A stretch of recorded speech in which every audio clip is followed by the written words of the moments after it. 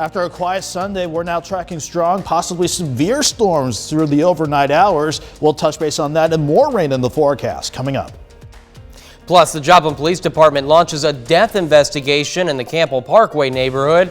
Also, some Pittsburgh High School Key Club members spent their Sunday in the cemetery. We'll tell you why. And Maple Leaf festivities are underway in Carthage. Our first stop, this adorable dog show. The 4 states' most watched news starts now. We begin tonight with special alert day coverage as severe storms threaten the area. We're going straight to meteorologist Nick Kelly with the latest. Thankfully, Chris, it's been pretty quiet so far in terms of warnings. We only had a couple of severe thunderstorm warnings for Chautauqua and for Anderson and Coffee counties earlier this evening. But for Joplin, you haven't seen any action yet. That's why we kept quiet throughout the day, and that's why we started at 70 this morning and topped out around 83 degrees this afternoon. Going to the maps, though. Look at the tornado watch covering the Joplin area south. That will take us until 2 o'clock in the morning. For the time being, though, the bulk of the severe thunderstorm and even tornado warnings were out across southwestern, central, and now working in the eastern and parts of northeastern Oklahoma. That's where the strongest of the storms have been. That being said, we are seeing our batch of rain and storms working into our western counties first as advertised, and thankfully none of this is severe. This definitely has some lightning and not to mention moderate to heavy rainfall. That is still going to push on to the east as we head through the overnight. You can see at 12:30, if not on top of the 49 corridor, it will be by then. But by 3 a.m., I think we'll be done with the severe threat, but we'll still hold on to storms going into Monday morning with actually quite a cooler start, around 59 degrees. Thankfully, Chris, this will not last all day. We'll turn much brighter and drier tomorrow with highs near 70. We'll touch base on the storms that we're tracking and the rest of the forecast here in a bit. All right, Nick, thank you. Officials with the Joplin Police Department are conducting a death investigation in the Campbell Parkway neighborhood. According to JPD, officers were dispatched to a home in the 1300 block of Massachusetts around 5:30 last night. 2 people were confirmed dead from an incident inside a residence in that area. Police confirmed the incident was isolated and there's no ongoing threat to the public. This is a developing story, and we'll have more information as it becomes available. Officials say a man from Goodman was killed in a crash in southeast Missouri. According to the Missouri State Highway Patrol, a moped driven by 37-year-old Justin Freeman of Goodman was hit by a Dodge Ram truck on US 60, about 10 miles east of Poplar Bluff. Freeman's moped then ran off the road after the crash, and he was pronounced dead on the scene. Liberty Utilities has canceled an outage affecting some of you in downtown Joplin. Now, the outage was planned to begin at 1 a.m. tomorrow and last about 4 hours for the areas highlighted in blue. However, due to the weather, Liberty officials tell us they have canceled the planned outage and will provide an update on the project itself at a later time.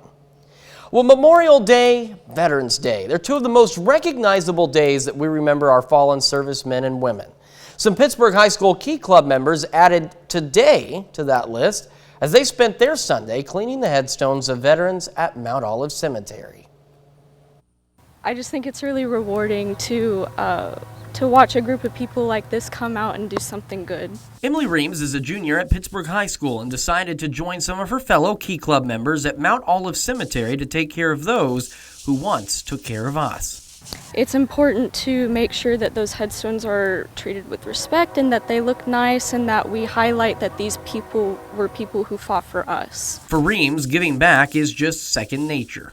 I have always been taught to give back to the community that I live in, no matter where I am. So just volunteering and giving back is something that's very much a staple in my life. Ashlyn Brooks is a senior at Pittsburgh High, and this is her second year coming out to clean up the headstones. I just think it's really cool to be able to clean the headstones that some people forgot. The ones that we clean are the ones that have been sitting out here the longest, like they're veterans, they're Confederate soldiers, Union soldiers, and a lot of them don't have family that's alive anymore. So I think it's really cool to just kind of give them a new life and make it to where people can actually read their name now and they can be remembered a little bit more.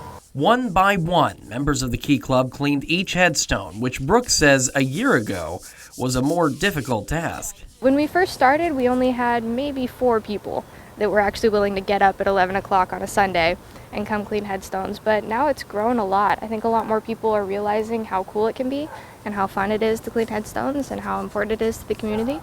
And it's really cool to see people, especially like freshmen, 14-year-olds, coming out here to do it. Now, Brooks and Reams say they're hopeful the volunteer list will continue to grow as the cleanup project continues into the future. Well, the Maple Leaf Festival fun didn't stop with the chili cook-off, which we'll get to. Central Park in Carthage, it also hosted the Carthage Humane Society's annual dog show. People and their pups competed in 12 different categories, but with so many cool and cute dogs on display, anybody who came for the fun was automatically a winner. And the dogs being cared for by the Carthage Humane Society were also winners in their own way because the money the show raised is used to keep them happy and healthy while they wait for their forever homes. It's all going to go for the Carthage Humane Society care for the dogs, food, and their vaccinations and medical needs.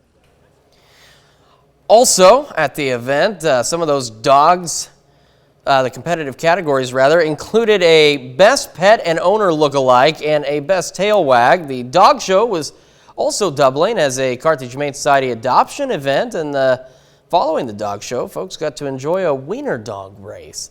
And as mentioned, four-staters packed Central Park in Carthage for some fierce competition and delicious chili this afternoon as well. The Sunday in the Park Chili Cook-Off is a popular part of Carthage's Maple Leaf Festival because it brings the community together for some food and fun. We spoke to the 2020 Chili Cook-Off defending champion to learn what makes this competition such a hit with Carthage residents and festival visitors. Just coming out here and just having a great time with people. All the money's raised going to a great charity. It's going to the Carthage Humane Society, so you can't beat that. Just come out here and have a good day. A chili cook-off was organized by the Carthage Water and Electric Plant. It raised money for charity by charging folks $5 to taste as many chili entries as they like. Tasters then voted on which chili they thought should take the crown. And the fun continued in Mount Vernon today as four-staters came out to celebrate the final day of apple butter making days. Now, this year's festival marks the 55th apple butter making days, and it was bigger and better than ever this year with nearly 500 craft and food booths. There was a ton of fun stuff for folks to check out, but Sunday's highlight had to be the ukulele revival concert. One of the celebration's vendors tells us he has fond childhood memories with his father who took him to apple butter making days for the first time. My favorite memory of Apple Butter Fest is probably when, I don't know, I was about 10 years old and my dad brought me up here and he let me run around and just eat food and just hang out with my friends from school. You know, I'd never been to it and it was awesome. Apple Butter Making Days is one of the Show Me State's most popular festivals and has been held on the Mount Vernon Courthouse Square since 1967. I don't know about anybody else, but I've had some apple butter and it is pretty darn good.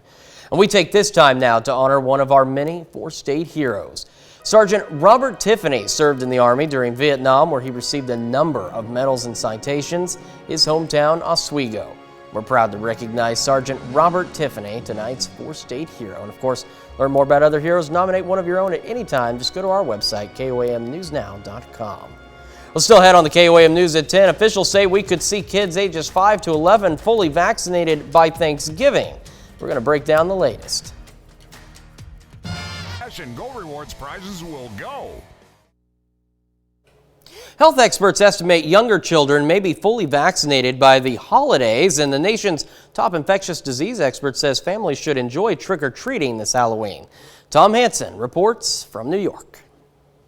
The former head of the FDA tells CBS News it's certainly reasonable for children ages 5 to 11 to be fully vaccinated by Thanksgiving if all goes well with an FDA advisory panel meeting later this month and a CDC advisory meeting early next month.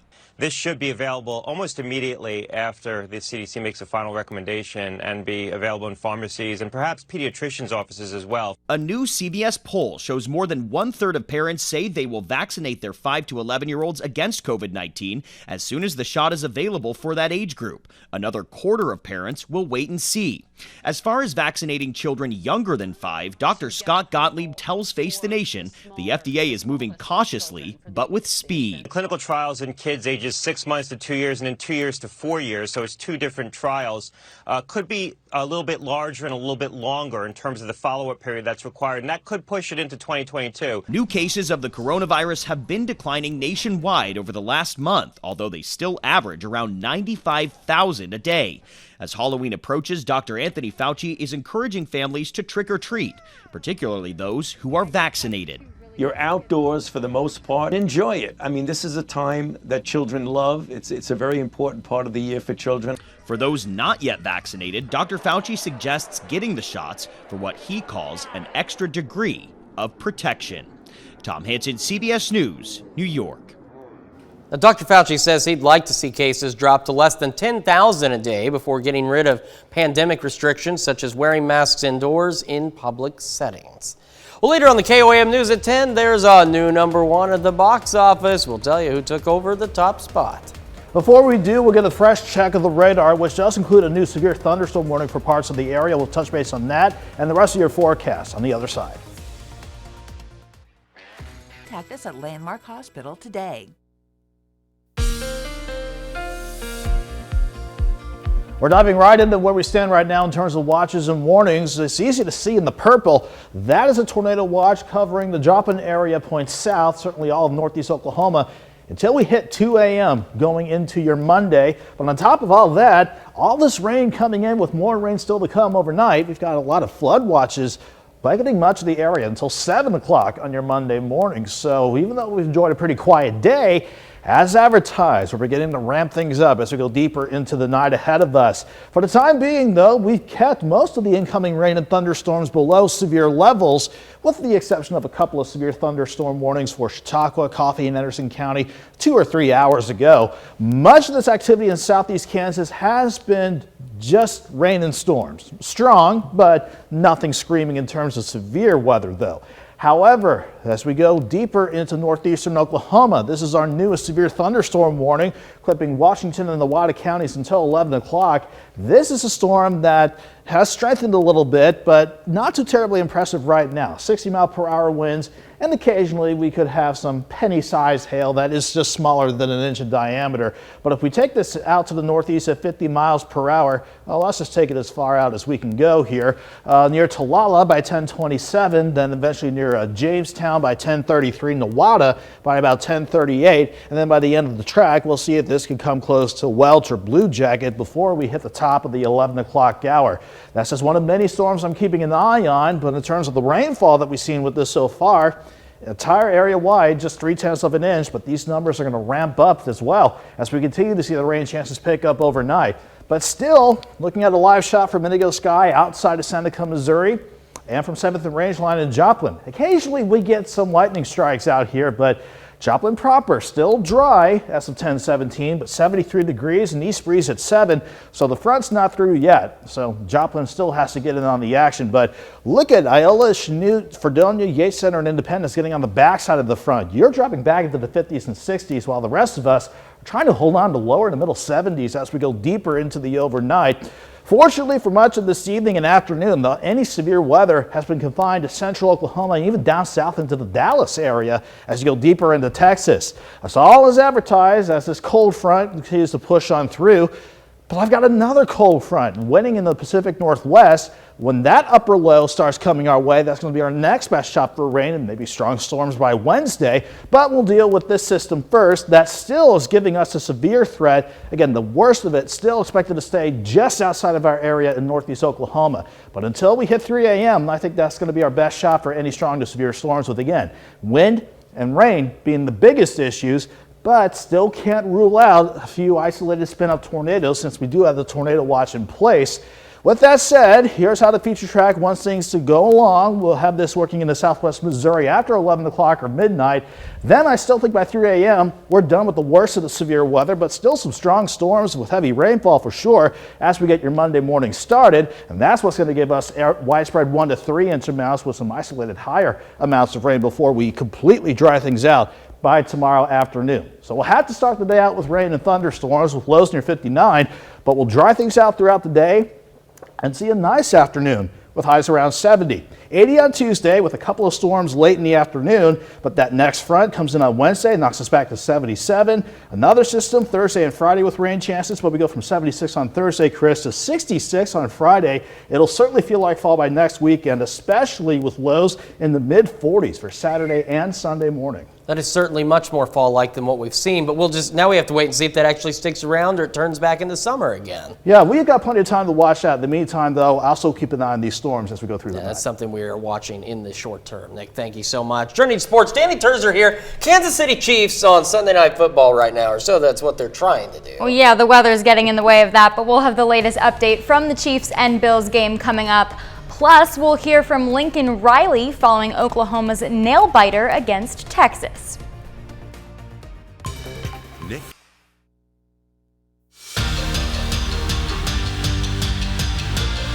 This is the Toyota Sunday Night Sports Feed. Huge matchup tonight on Sunday Night Football, a rematch of last year's AFC title game between the Buffalo Bills and the Kansas City Chiefs. The Chiefs looking to build off last week's solid performance in Philadelphia and get over 500. At halftime, the Bills lead the Chiefs 24-13, then play stopped for over an hour due to a lightning delay. The players are now back on the field, ready to resume. The Red River rivalry game between Texas and Oklahoma certainly brought the excitement. Once again, Oklahoma pulls out the win. They came from behind, it went down to the wire, but the Sooners managed to stay unbeaten. Oklahoma overcame a 28-7 deficit, the second largest comeback in program history. Tied with 7 minutes left to play, Kennedy Brooks finds the end zone twice in that span. Brooks had a monster day, 217 yards, and those 2 late touchdowns. Sooners win it 55-48. It's been something we've talked a lot about throughout the offseason. You know, it's just us being a team that finishes well, and plays some of our best ball at the end. And we're still working through the other stuff as far as those other quarters, but we've been a group that has finished well. I don't know. I'm trying to think of the moments in my career that I've been prouder of a team. I don't know. There's not many. Mizzou at home on Saturday hosting North Texas. The Tigers took a 31-7 lead into half, and despite a 21-point fourth quarter by the Mean Green, Mizzou adds one to the win column, beating North Texas 48-35. Tyler Beatty once again coming up big for Mizzou. Beatty rushed for 217 yards and 3 touchdowns.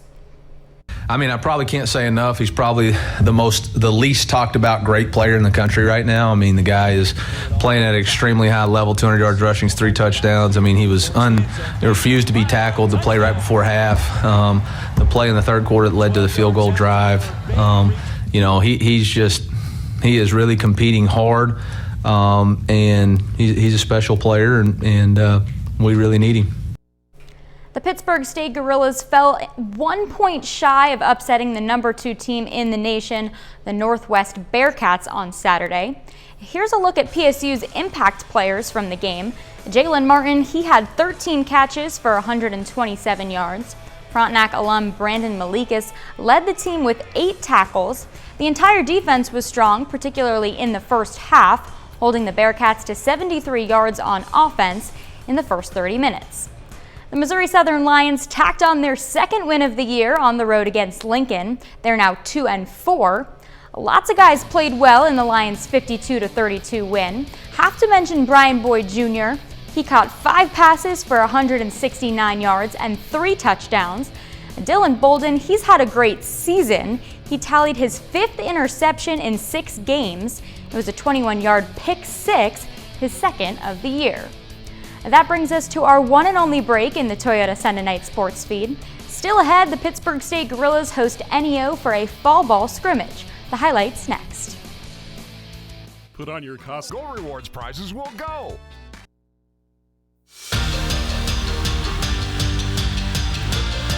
Welcome back to the Toyota Sunday Night Sports Feed. The Pittsburgh State Gorillas hit the field today for some fall ball action.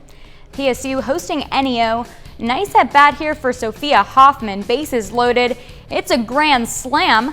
That kicks off quite the day on offense for the Gorillas. Second inning, Caden Skiles, 2-run jack to center. That makes it 6-0. Josie Solano adding more. She gets a hit down the middle. That's good for an RBI double. Taylor Lambert comes in from second. Then Corey Stonestreet with a runner on.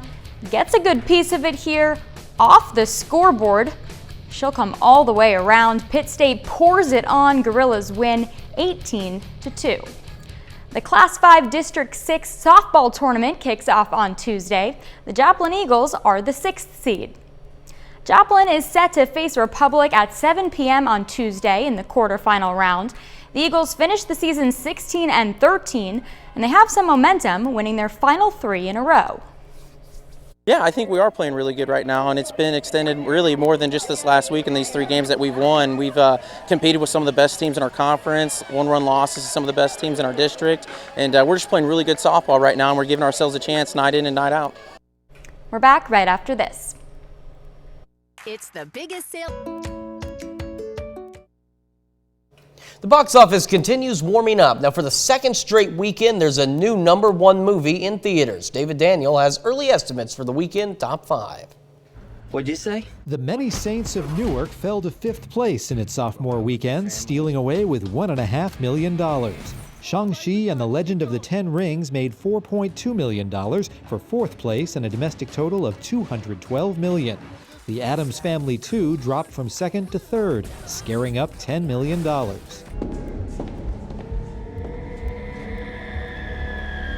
Venom: Let There Be Carnage dropped dramatically from its huge debut weekend, but $32 million was enough for 2nd place and a 10-day domestic total of $142 million.